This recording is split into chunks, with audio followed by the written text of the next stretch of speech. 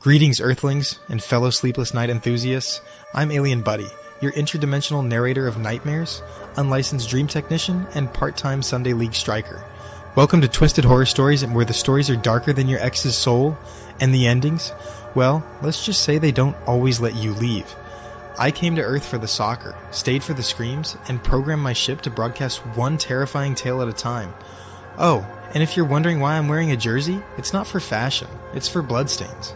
They blend in better, so if you enjoy horror that slithers under your skin, tales that bite back, and hosts that possibly aren't carbon-based, smash that like button, subscribe, and don't forget to bring garlic, salt, and a backup flashlight, because here at Twisted Horror Stories, the real monsters are already watching. And no, I don't mean your reflection.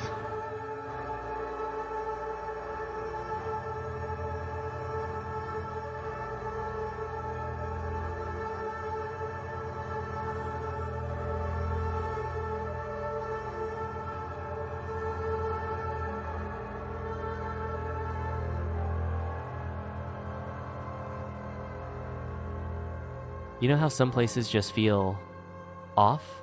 Not dangerous, not haunted even, just wrong. That's how the Duskmire Forest felt the first time I stepped into it, like it wasn't meant for Peoplenaut anymore. I'm writing this now because I don't think I have much time left. Not after what I saw last night, not after what followed me home, but maybe I should start from the beginning. Maybe if I get it all down, someone out there will believe me, or better yet avoid Duskmire altogether. My name's Ellis. I'm a travel blogger or was, until I deleted my site this morning. I made a decent living exploring abandoned, forgotten, or forbidden places around the world. Ghost towns, war bunkers, derelict mansions, you name it. I'd upload videos, write about my experiences, and let my audience vote on where to go next. It was thrilling, addictive. That's how I ended up in Duskmire Forest last week. The forest is located in a quiet, unassuming corner of Oregon. There's barely any info about it online, just an old Reddit post from 2013, some blurry images on obscure forums, and a local legend that goes like this. Once you step past the hollow tree, you're no longer alone. The last visitor watches, and he waits. I thought it was just another silly ghost story, until I went there myself. I arrived at Duskmire around noon. The trailhead was marked only by a rotted wooden post and a rusty metal gate, left hanging open. No welcome signs, no park maps, nothing. Just towering pine trees, dense underbrush, and a silence so thick it felt suffocating. About 30 minutes into my hike, I found it. The hollow tree. It was massive, easily the widest tree I've ever seen. Old, split through the middle like it had been cleaved by lightning decades ago. Its center was scorched black, gaping wide enough for a person to step through, and someone had etched something into the bark. Turn back. Naturally, I filmed the whole thing, adding commentary about how local legends always use these cliches. Hollow tree. Watcher in the woods, standard horror tropes. I walked through the hollow. That's when everything changed. You don't realize how alive a forest is until it isn't. Before the tree, I'd heard birds chirping, leaves rustling, bugs buzzing past my ears. After, nothing. No sound. Just the crunch of my boots on the dirt path and the occasional creak of swaying trees. I thought maybe my ears had popped from elevation, so I tried yawning. The silence remained. Then I noticed something else. There were no animals. Not a single squirrel, deer, or bird in sight. Not even dropping the footprints. The trees looked too still, too perfect, like they were frozen in time. I kept walking, thinking I'd maybe find something worth filming deeper in. Instead, I found him. It was subtle at first. I was adjusting my camera lens when I spotted a figure standing about 60 feet off the trail. A man, still, facing away. He wore old-fashioned clothes like early 1900s. Dark trousers, suspenders, a white shirt, and a wide-brimmed hat. I assumed it was a hiker reenacting the legend. Locals sometimes do weird stuff to mess with tourists. So, I called out. "Hey, you okay out there?" No answer. He didn't move. I zoomed in with my camera, and that's when I noticed his arms were hanging too low. They reached almost to his knees. His fingers looked elongated, stiff like branches. His skin, what little I could see, was cracked and grayish, like old bark. I lowered the camera for a second. When I looked back up, he was gone. Not walked away. Not hidden. Gone. I turned around to go back. That was my first real moment of fear. I'll admit it, I'm not ashamed. But when I followed the trail back toward the hollow tree, I found something wrong. The path was different. Forks I hadn't seen before. Trees arranged in unnatural patterns. I used GPS to reorient myself, but my phone showed only a blank screen, no signal, no coordinates, just 0 to 4. latitude and longitude. Then the whispering started. It wasn't in the air. It was in my ears. Like tiny voices brushing the inside of my head, repeating the same sentence over and over. He saw you. He saw you. He saw you. I ran. I sprinted. And that's when I realized the worst part. I wasn't alone anymore. Just before nightfall, I stumbled across the building and saw it. A decaying wooden cabin, tucked beneath thick branches, and nearly hidden by vines. It shouldn't have been there. It wasn't on any map, and it looked like it hadn't been touched in 100 years. Desperate, I went inside. The place smelled like mold, rust, and something rotting beneath the floorboards.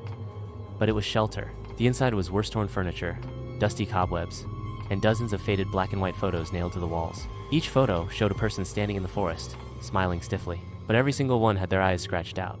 One photo, in the center, was larger than the rest, and it was me, standing at the hollow tree. I didn't sleep that night.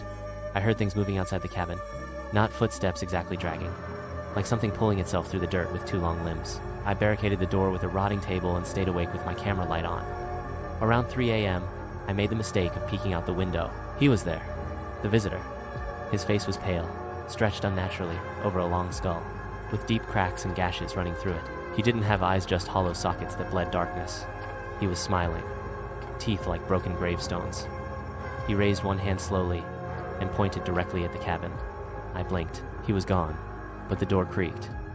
Once, twice, then stopped. At dawn, I ran. Didn't bother filming, didn't check my gear, just grabbed my bag and sprinted in the direction I hoped was out. The forest didn't fight me this time.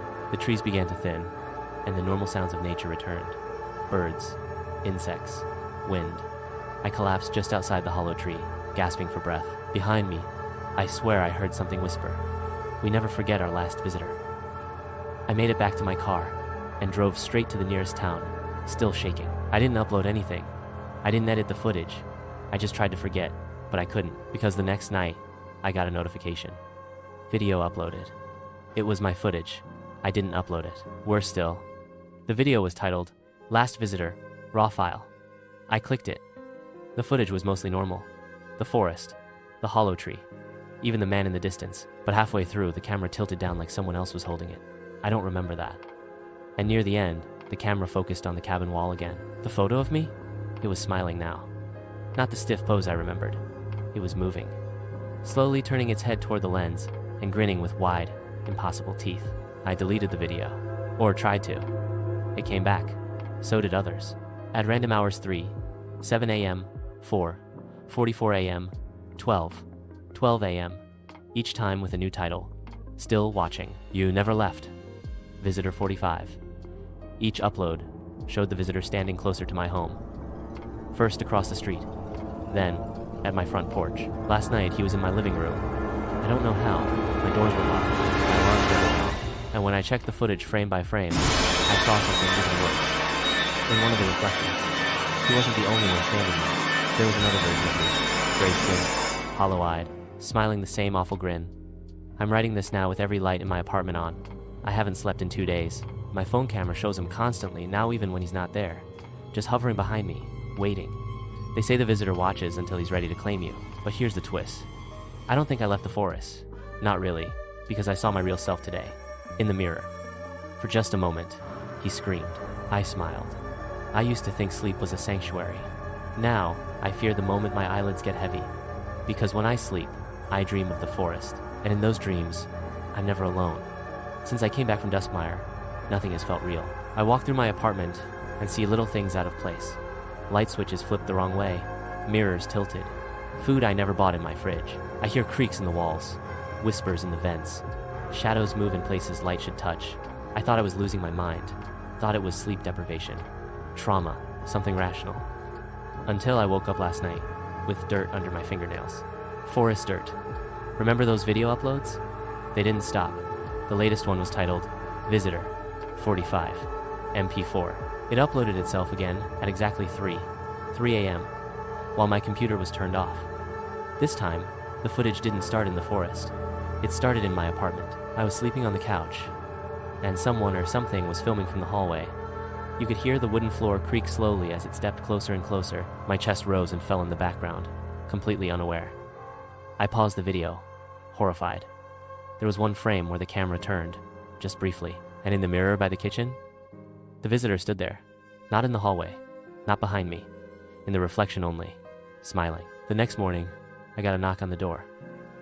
It was my upstairs neighbor, Chelsea, mid-30s, quiet, always wore oversized hoodies, and smelled like lavender. She looked pale. "Hey," she said cautiously, glancing behind me. "Weird question. Were you banging around last night? Like stomping or dragging furniture?" I shook my head. "No, I was asleep." Her eyes narrowed. "We heard something. Around 3, and my husband, he thought he saw someone in the hallway." I froze. "In your apartment?" "No," she said slowly. "In the building hallway. But when he checked the security cam, the feed was glitched, just static and screaming. I asked to see the footage. She emailed it to me.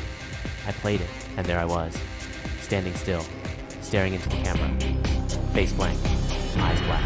I finally decided to go through all the raw files from Duskmire, the ones I hadn't reviewed yet. Most of the footage was corrupt, glitched beyond recognition, but one file opened cleanly, a continuous 4-hour clip titled Inside, WMV. It showed me inside the cabin, only I don't remember filming it. I was just sitting there. No movement, just staring ahead at something off camera. At the 2-hour mark, something entered the frame. Not from a door, not from the shadows, from the wall, like it peeled out of the boards. So I returned to the forums where I first heard about Duskmire. Most posts were gone, deleted, but one new thread had appeared, just hours before. The cabin takes them back. It was posted by a user named Visitor0. The post simply read, "If you escaped, they still own your echo. If you record yourself, they'll trace the sound. Your voice is their tether." That's when it clicked. All the audio, all the videos, every scream, every word I spoke out loud into a mic or phonate was a breadcrumb trail for them. I've been dragging them here this whole time. Tonight, I heard something under the floorboards. I lifted the carpet, pulled at the wood. Beneath the floor, dirt, pine needles, and bones. Someone scratched words into the foundation beneath. "You never left." As I stared into that shallow grave, I heard the front door creak open. Slow, patient. The visitor is here. I know it. But this time, he's not alone. I can hear all of them.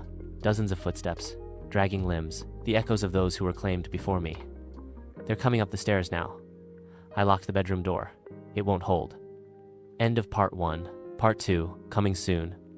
Will Ellis finally uncover the truth about the forest curse? Can he escape what's already inside him? Or is the visitor already in control? Viewer question. Do you think Ellis is trapped in a dream, dead and unaware, or being slowly replaced by something from Duskmire? Drop your comments below.